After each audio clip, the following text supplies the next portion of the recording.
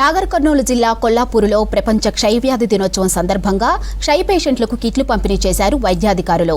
Natco pharmacy సహకారంతో 167 మంది క్షయవ్యాధిగ్రస్తులకు కిట్లు అందజేశారు. డిఎంహెచ్ఓ స్వరాజ్యలక్ష్మి, జిల్లా క్షయవ్యాధి అధికారి డాక్టర్ రాజశేఖర్ ఆధ్వర్యంలో కిట్లు అందజేశారు.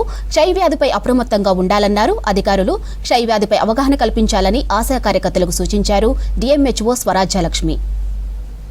ఎందుకు వస్తుందంటే దగ్గు 2 వారాల కన్నా ఎక్కువగా ఉన్నా కానీ, అలాగే లో ఫీవర్ ఉన్నా కానీ, ఆకలి లేకపోవడం కానీ, ఈ లక్షణాలన్న వారికి మనము టీబీ గురించి నిర్ధారణ పరీక్షలు చేయడం అనేది జరుగుతుంది. సో ఈ ప్రోగ్రాము గత 100 రోజులుగా మనకు జరుగుతూ ఉంది.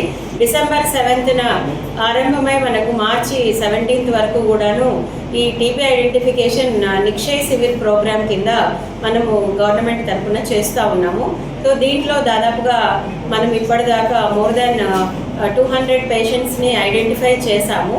వీటితో పాటుగా కూడా మనకు ఇంతకుముందు నెలల్లో డయాగ్నోజ్ అయిన పేషెంట్లందరికీ కూడా ఒక ఎన్జిఓ సహకారంతో మనము న్యూట్రిషన్ కిట్స్ డిస్ట్రిబ్యూషన్ అనేది చేస్తూ ఉన్నాం.